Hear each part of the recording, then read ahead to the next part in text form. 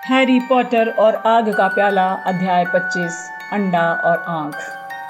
Harry नहीं जानता था सुनहरे अंडे के रहस्य का पता लगाने के लिए उसे कितनी देर तक नहाना पड़ेगा, इसलिए ये काम उसने रात में करने का फैसला किया। हालांकि वो सेड्रिक का और एहसान नहीं लेना चाहता था, लेकिन उसने प्रीफेक्ट्स के बाथरूम का इस्तेमाल करने का ही फैसला किया। वहाँ बहुत कम लोगों को आने की इजाज़त थी। इस बात की संभावना कम थी कि वहाँ कोई आकर उसके काम में बाधा डालेगा। हैरी ने अपने इस अभियान की योजना बहुत सावधानी से बनाई।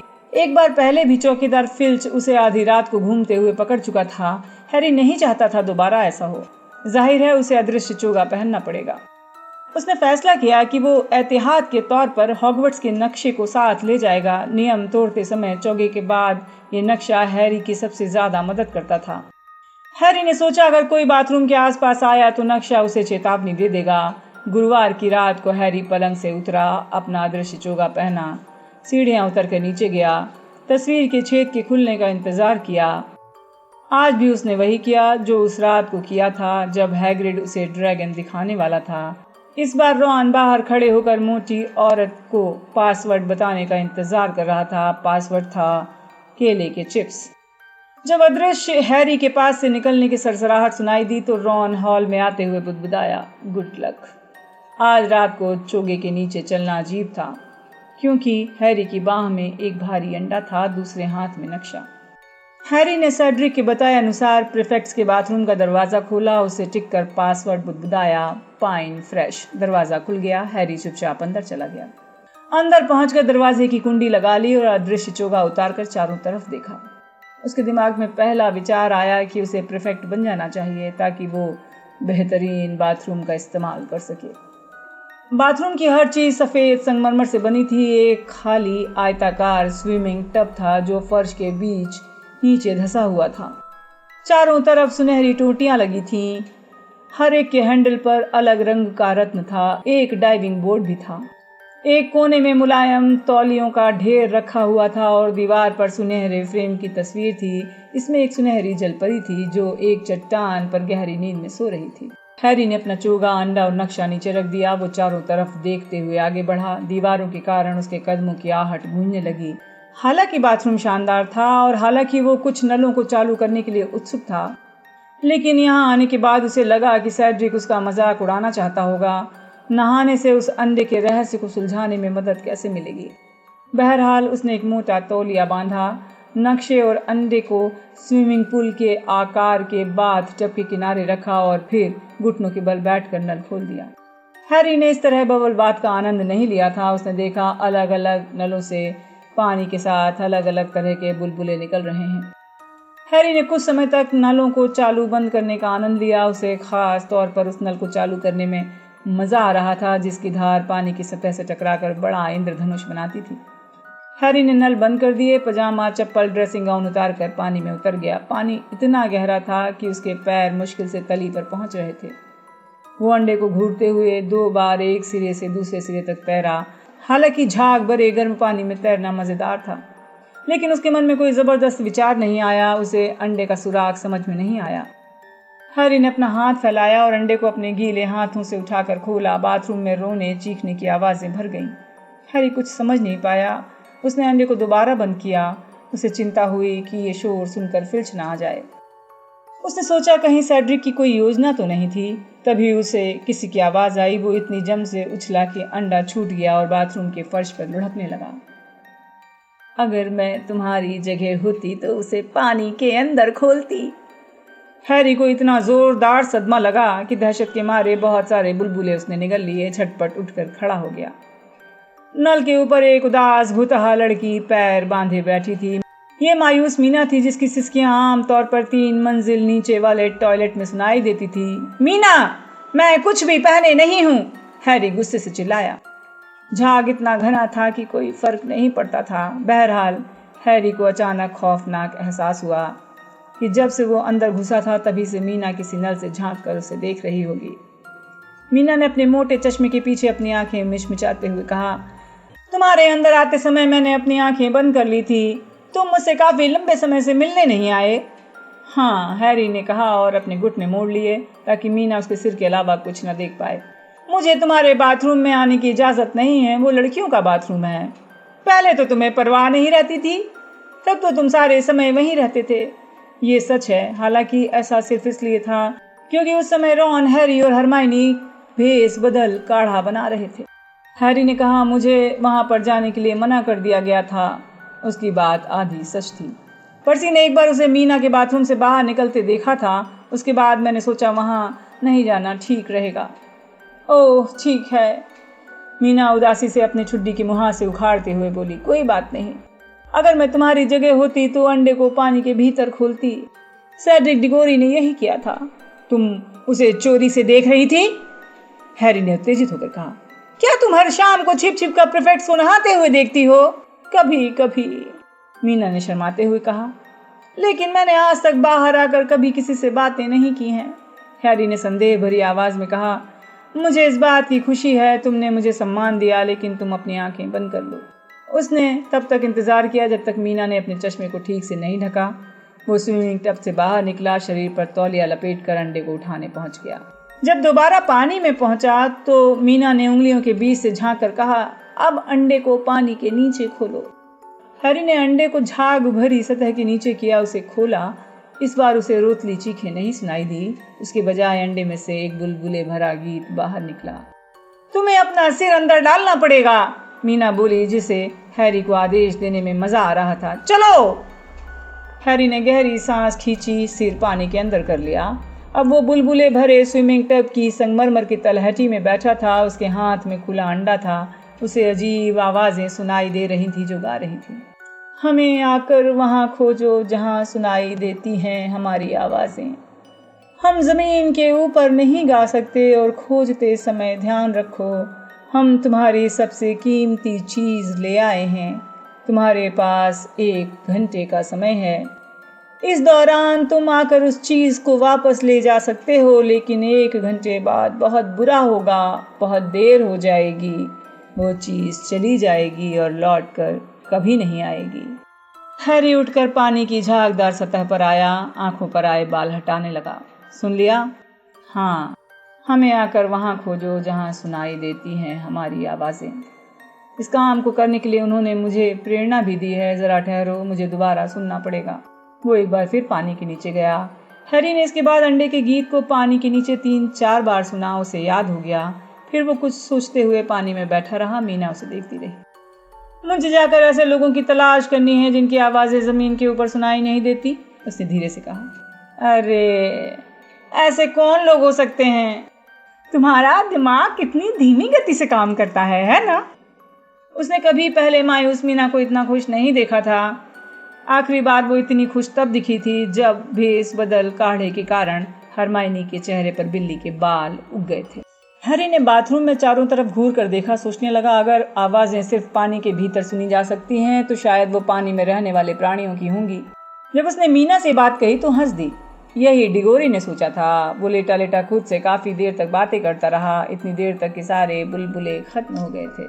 पानी के अंदर मीना, झील में विशाल समुद्र, फैनी के अलावा कौन कौन से प्राणी हैं?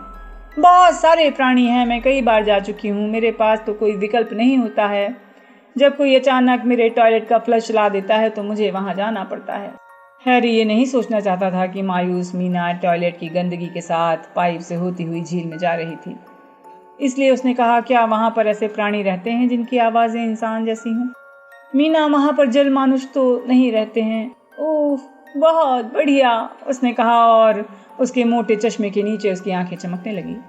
डिगोरी को ये सोचने में इससे ज्यादा वक्त लगा था, और वो भी तब जब वो जाग रही थी। मीना ने जलपरी की तरफ हिकारत से सिर हिलाया। खी खी करती रहती है, इतराती रहती है, अपने फिन चमकाती रहती है। हैरी ने रोमांचित होकर पूछा, दूसरा काम है झील में जल मानुषों को खोजना और... लेकिन तभी उसे अचानक एहसास हुआ वो क्या कह रहा है। उसका रोमांच एक झटके में बह गया, जैसे किसी ने उसके पेट का प्लग खींच लिया हो।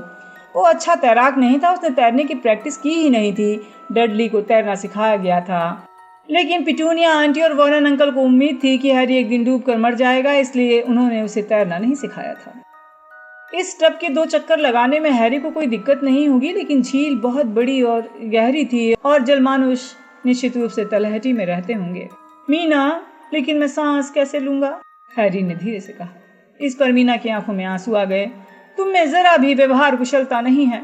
वो बुदबुदाई, अपने दुशाले में रुमाल खोजने लगी। मेरे सामने सांस लेने की बातें कर रहे थे, उसने तीखे स्वर में कहा। मैं सांस नहीं ले सकती, मैंने बरसों से सांस नहीं ली है। हैरी को याद आया मीना अपनी मौत को लेकर कितनी संवेदनशील है। उसने अधीरता से कहा, सॉरी, मेरा ये मतलब नहीं था, मैं भूल गया था।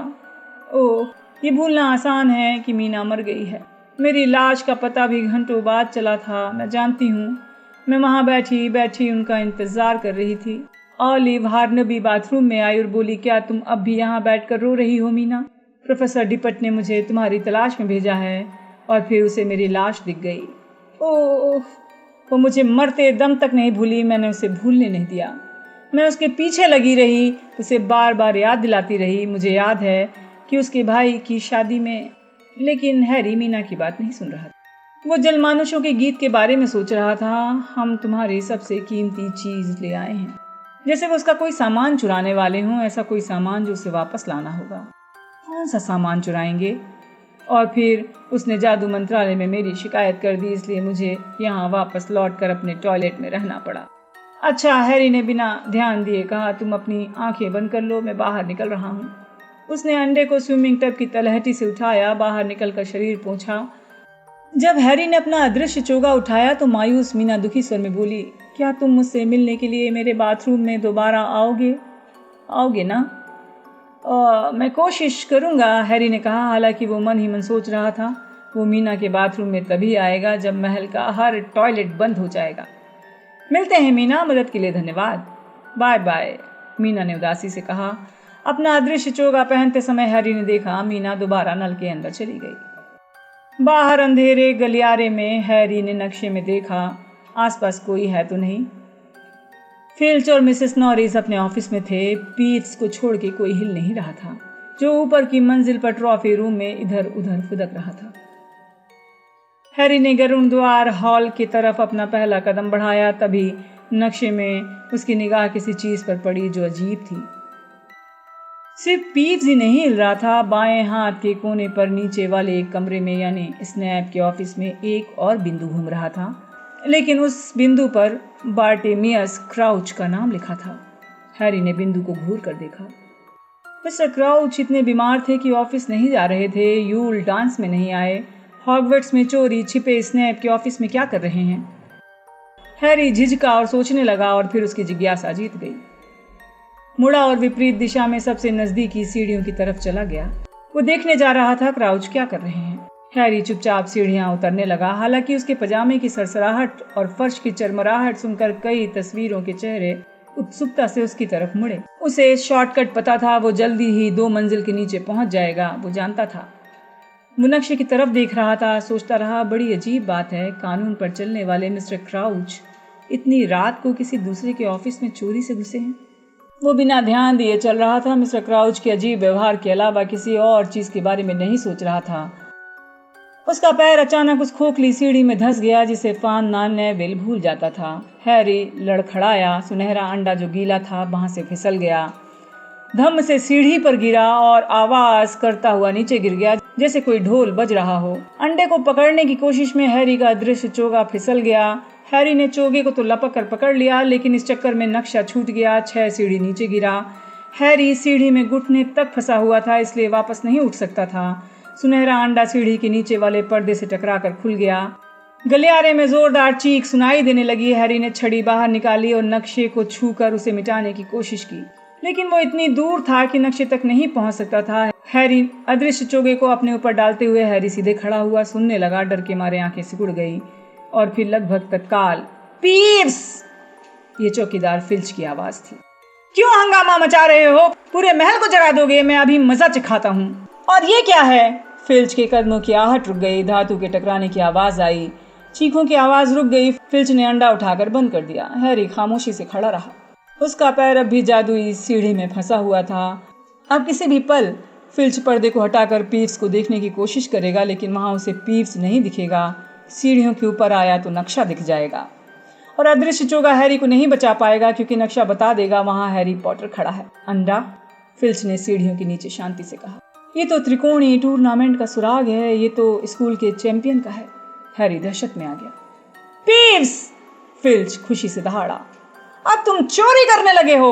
उसने नीचे लगे पर्दे को खोल दिया। हैरी ने देखा उसका भयंकर मोटा चेहरा झांक रहा था। छिप गए हो, मैं तुम्हें पकड़ने आ रहा हूँ पीव्स। तुमने त्रिकोणीय टूर्नामेंट का सुराग चुराया है। डंबलडोर इस काम के लिए तुम्हें यहाँ से निकाल देंगे, गंदे चोर भूत। फिल्च सीढ़ियाँ चढ़ने लगा। मिसेस नॉरिस उसके साथ थी। हैरी पहले भी ये सोच चुका था कि क्या अदृश्य चोगा बिल्लियों पर काम करता है। दहशत में उसने फला लेन के ड्रेसिंग गाउन पहने हुए फिल्च को अपनी तरफ आते देखा। हताशा में अपने फंसे हुए पैर को आज़ाद कराने की कोशिश की, लेकिन वो कुछ इंच और धंस गया। फिल्च, क्या हो रहा है? फिल्च हैरी से कुछ सीढ़ियाँ नीचे रुक गया और मुड़ा। नीचे वो एकमात्र व्यक्ति खड़ा था जिसकी वजह से हैरी की स्थिति और खराब हो सकती थी, स्नैप। पीव्स है प्रोफेसर, फिल्च ने दुर्भावना से कहा। उसने इस अंडे को सीढ़ियों के नीचे फेंका है। पीव्स?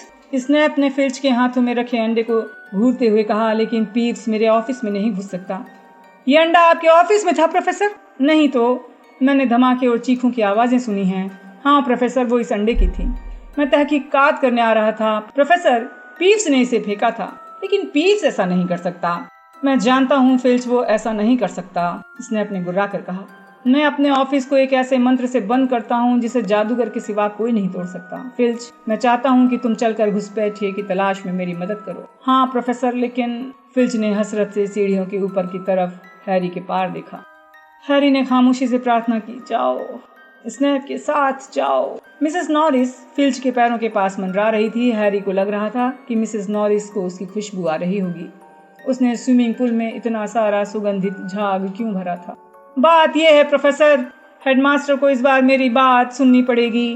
पीव्स किसी विद्यार्थी का सामान चुरा रहा है। अच्छा मौका है, मैं उसे महल से हमेशा के लिए बाहर निकलवा सकता हूँ, फिल्च ने शिकायती अंदाज में कहा। फिल्च, मुझे तुम्हारे उस बेहुदा भूत की कतई परवाह नहीं है, ऑफिस की चिंता है। ठक ठक, स्नैप ने अचानक बोलना बंद कर दिया। उन्होंने और फिल्च ने दोनों ने सीढ़ियों की तरफ देखा। उनके सिरों पर संकरी जगह में बावरे नैन मूडी लंगड़ाते हुए आ रहे थे। उन्होंने गुर्राते हुए पूछा, पजामा पार्टी चल रही है प्रोफेसर स्नैप? और मैंने आवाजें सुनी हैं प्रोफेसर, फिल्च ने तत्काल कहा। पीव्स नाम का भूत हमेशा की तरह सामान फेंक रहा था। प्रोफेसर स्नैप को पता चला है कोई उनके ऑफिस में घुस गया था। चुप रहो, स्नैप ने फुफकारते हुए फिल्च से कहा। मूडी ने सीढ़ी पर एक कदम आगे बढ़ाया। हैरी ने देखा मूडी की जादुई आंख स्नैप पर पड़ी और उस पर ठहर गई। हैरी का दिल बुरी तरह उछलने लगा। मूडी अदृश्य चोगे के पार देख सकते थे। स्थिति अजीब दिख रही होगी। स्नैप अपनी नाइट शर्ट में खड़े थे। फिल्च अंडे को पकड़े हुए था। उसके पीछे हैरी सीढ़ियों पर फंसा हुआ था। मूडी का मुंह हैरानी में खुल गया। कुछ सेकंड तक मूडी और हैरी एक दूसरे को देखते रहे। मूडी ने अपना मुंह बंद कर लिया और नीली आंख दोबारा स्नैप पर टिका दी। क्या मैंने सही सुना है स्नैप, तुम्हारे ऑफिस में कोई घुसा था? स्नैप ने ठंडे लहजे में कहा, ये महत्वपूर्ण नहीं है। मूडी बोले, नहीं नहीं, बहुत महत्वपूर्ण है। तुम्हारे ऑफिस में कौन घुसना चाहेगा? मुझे लगता है कोई विद्यार्थी होगा। हैरी को दिख गया स्नैप के चिपचिपे माथे पर एक नस फड़क रही थी। ये पहले भी हो चुका है। मेरी निजी अलमारी से काढ़े बनाने का सामान गायब हो चुका है। कोई विद्यार्थी गैर कानूनी काढ़े बनाने की कोशिश कर रहा होगा, इसमें कोई शक नहीं है। तुम्हें ये लगता है कोई विद्यार्थी काढ़ा बनाने का सामान चुराने आया होगा, है ना? मूडी ने कहा। कहीं तुम अपने ऑफिस में कोई और चीज तो नहीं छिपा रहे हो? हैरी ने देखा स्नैप का पीला चेहरा अचानक ईंट जैसे रंग का हो गया। उनके माथे की नस तेजी से फड़कने लगी। उन्होंने धीमी और खूंखार आवाज में कहा, मूडी, तुम जानते हो मैंने ऑफिस में कोई चीज नहीं छुपाई है, क्योंकि तुम मेरे ऑफिस की अच्छी तरह तलाशी ले चुके हो। ये तो ऑर्डर का विशेषाधिकार है स्नैप। डंबलडोर ने मुझसे कहा था मैं नजर रखूं। मूडी के चेहरे पर मुस्कान आ गई। डंबलडोर मुझ पर भरोसा करते हैं, स्नैप ने भीचे दांतों के बीच से कहा। मुझे यकीन नहीं है उन्होंने मेरे ऑफिस की तलाशी लेने के लिए कहा होगा। जाहिर है डंबलडोर को तुम पर भरोसा है। वो लोगों पर जरूरत से ज्यादा भरोसा करते हैं, दूसरा मौका देने में यकीन करते हैं। मैं जानता हूँ कई निशान ऐसे होते हैं जो कभी नहीं मिटते स्नैप, तुम मेरी बात का मतलब समझ गए ना? स्नैप ने अचानक बहुत अजीब हरकत की। उन्होंने अपनी बाईं कलाई को अपने दाहिने हाथ से पकड़ लिया। मूडी हंसते हुए बोले, अपने बिस्तर पर जाओ स्नैप, तुम्हें मुझे कहीं भेजने का अधिकार नहीं है। स्नैप ने फुफकारते हुए कहा, कलाई छोड़ दी जैसे उन्हें खुद पर गुस्सा आ रहा हो। मुझे भी इस रात में इस स्कूल में घूमने का उतना ही अधिकार है जितना तुम्हें है। तो फिर शौक से घूमो। मैं किसी भी समय अंधेरे गलियारे में तुमसे टकराना चाहूंगा। वैसे तुम्हारे हाथ से कोई चीज गिर गई है। हैरी ने दहशत से देखा कि मूडी नक्शे की तरफ इशारा कर रहे हैं जो सीढ़ी पर पड़ा हुआ था। अब स्नैप और फिल्च दोनों ही नक्शे को देखने के लिए मुड़े तो हैरी ने सावधानी छोड़ दी। उसने चोगी के नीचे से अपने हाथ उठाकर मूडी की तरफ लहराए ताकि उनका ध्यान उसकी तरफ चला जाए। वो मुंह खोलकर इस तरह के शब्द बोलने लगा कि वो मेरा है, मेरा है। स्नैप नक्शे के पास पहुंच चुके थे और उनके चेहरे पर ऐसा भयंकर भाव आया जैसे वो कुछ समझ गए हों। आगमनो चर्मपत्र। नक्शा हवा में उड़ा और स्नैप के बढ़े हुए हाथ को चकमा देते हुए सीधे मूडी के हाथ में पहुंच गया। मुझसे गलती हो गई, शायद पहले ये मुझसे गिर गया है, कहीं ये मेरा है, मूडी ने धीरे से कहा। लेकिन स्नैप की काली आंखें कभी फिल्च के अंडे को तो कभी मूडी के हाथ के नक्शे को देख रही थी। हैरी समझ गया वो 2 और 2 जोड़कर 4 कर रहे होंगे, जैसा सिर्फ स्नैप ही कर सकते थे। स्नैप धीरे से बोले, पॉटर। क्या? मूडी ने शांति से नक्शे को मोड़ा और जेब में रख लिया। पॉटर। स्नैप गुर्राए। उन्होंने अपना सिर उस तरफ घुमा लिया जहां हैरी खड़ा था। ऐसा लग रहा था जैसे हैरी उन्हें अचानक नजर आ गया। वो अंडा पॉटर का है और चर्मपत्र भी पॉटर का ही है। मैं नक्शे को पहले भी देख चुका हूँ, इसे पहचानता हूँ। पॉटर यही है। उसने अपना अदृश्य चोगा पहन रखा होगा। स्नैप अंधे आदमी की तरह अपने हाथ फैलाकर सीढ़ियों पर चढ़ने लगे। हैरी को उनके बड़े नथने फूलते हुए नजर आ रहे थे, जैसे वो हैरी की खुशबू सूंघने की कोशिश कर रहे हों। फंसा हुआ हैरी पीछे की तरफ झुक गया ताकि स्नैप की उंगलियां उसे न छू पाएं, लेकिन अब किसी भी पल वहाँ कोई नहीं है स्नैप, मूडी ने तेजी से कहा। लेकिन मुझे हेडमास्टर को बताकर खुशी होगी कि तुम्हारे दिमाग में हैरी पॉटर का विचार कितनी जल्दी आ गया। क्या मतलब? स्नैप गुर्राए। इसका मतलब ये है कि डंबलडोर को ये जानने में बहुत दिलचस्पी है कि उस लड़के को किसने फंसाया है। मूडी ने लंगड़ा कर और करीब आते हुए कहा। स्नैप, मेरी भी बहुत दिलचस्पी है। मशाल की रोशनी उनके विकृत चेहरे पर पड़ रही थी। स्नैप मूडी की तरफ देख रहे थे, इसलिए हैरी को उनके चेहरे का भाव नजर नहीं आ रहा था। एक पल के लिए कोई न तो हिला न कुछ बोला। फिर स्नैप ने अपने हाथ धीरे धीरे झुका लिए। स्नैप ने मजबूरन धीमी आवाज में कहा, मैं तो सिर्फ ये सोच रहा था, अगर पॉटर रात को भटक रहा है तो उसकी बुरी आदत है, उसे रोका जाना चाहिए, उसके भले के लिए। ओह अच्छा, तुम दिल से पॉटर का भला चाहते हो, है ना? एक पल की खामोशी छाई रही। स्नैप और मूडी अब भी एक दूसरे की तरफ घूर रहे थे। मिसेस नॉरिस सुगंधित झाग की खुशबू के स्रोत की तलाश कर रही थी। स्नैप ने कहा, मुझे लगता है मुझे सोने जाना चाहिए। आज रात को तुम्हारे मन में आने वाला ये सबसे अच्छा विचार है।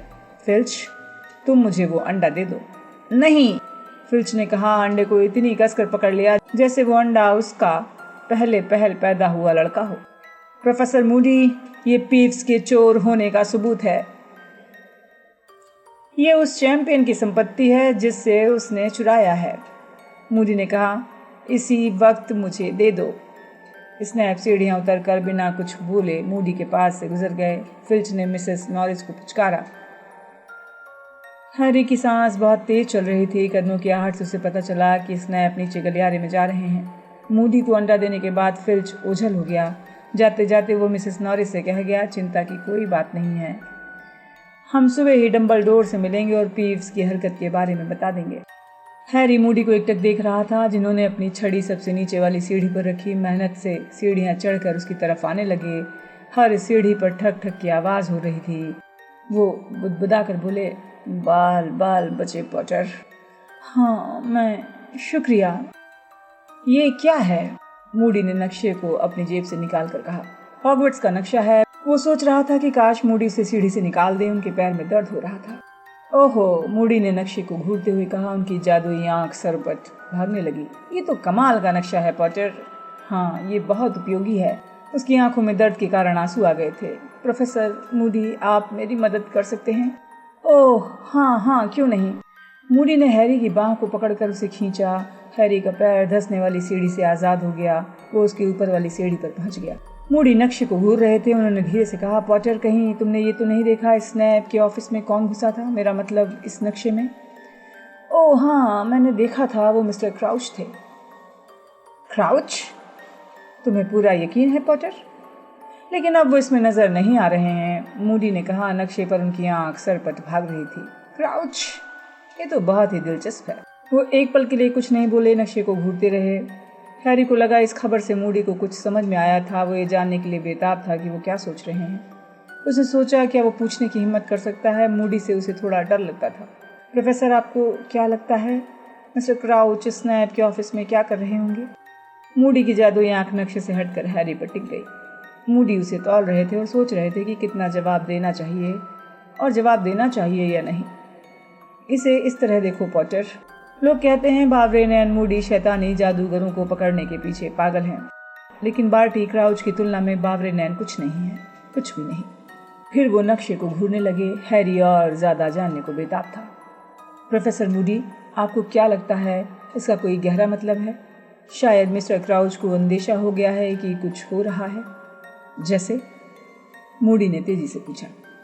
हैरी ने सोचा वो कितनी बात बताए। वो मूडी को शक नहीं होने देना चाहता था कि उसके पास हॉगवर्ट्स के बाहर से जानकारी आ रही थी। इससे सीरियस के बारे में मुश्किल सवाल पूछे जा सकते थे। मैं नहीं जानता, इस समय अजीब चीजें हो रही हैं। दैनिक जादूगर में छपी खबरें, वर्ल्ड कप में दिखा मौत का निशान और प्राण भक्षी और बाकी चीजें। मूडी की आंखें फैल गई। तुम बहुत तेज हो पॉटर, उन्होंने कहा और उनकी जादुई आंख दोबारा नक्शे पर लौट गई। क्राउच भी इसी दिशा में सोच सकते हैं। संभव है कुछ समय से काफी अजीब अफवाहें फैल रही हैं। कुछ तो रीटा स्कीटर ने फैलाई हैं। मुझे लगता है इस वजह से लोग बहुत घबरा रहे हैं। उनके विकृत चेहरे पर गंभीर मुस्कान आ गई। ओह, मुझे सबसे ज्यादा नफरत उस प्राण भक्षी से है जो आजाद घूम रहा है। हैरी ने उन्हें घूर कर देखा। क्या मूडी की बात का वही मतलब था जो हैरी समझ रहा था? मैं तुमसे एक सवाल पूछना चाहता हूँ पॉटर, मूडी ने औपचारिक अंदाज में कहा। हैरी दहशत में आ गया। उसे लगा मूडी उससे पूछने वाले हैं कि नक्शा उसे कहाँ से मिला, जो एक बहुत ही खतरनाक जादुई वस्तु थी, और उसके हाथ कैसे पड़ा। मूडी ने नक्शा हैरी के सामने लहराया और खुद को तैयार किया। क्या मैं इसे कुछ समय तक अपने पास रख सकता हूँ? ओह, वैसे ये नक्शा उसे बहुत प्यारा था, लेकिन दूसरी तरफ उसने बहुत राहत महसूस की कि मूडी ने यह नहीं पूछा कि उसे नक्शा कहाँ से मिला। उसे मूडी के एहसान का बदला तो चुकाना ही था। हाँ ठीक है, बहुत बढ़िया, वो गुर्रा कर बोले। मैं इसका इस्तेमाल कर सकता हूँ, शायद मुझे इसकी जरूरत थी। ठीक है पॉटर, अब अपने बिस्तर पर जाओ। वो साथ साथ सीढ़ियाँ चढ़ने लगे। मूडी अब भी नक्शे को इस तरह देख रहे थे जैसे कोई नायाब खजाना हो। तुम्हारे मन में कभी ऑरर बनने का विचार आया है पॉटर? नहीं, हैरी ने हैरानी से कहा। तुम इस बारे में सोचना। हाँ सचमुच, और मुझे लगता है कि तुम आज रात सिर्फ अपने अंडे को सैर कराने नहीं ले जा रहे थे।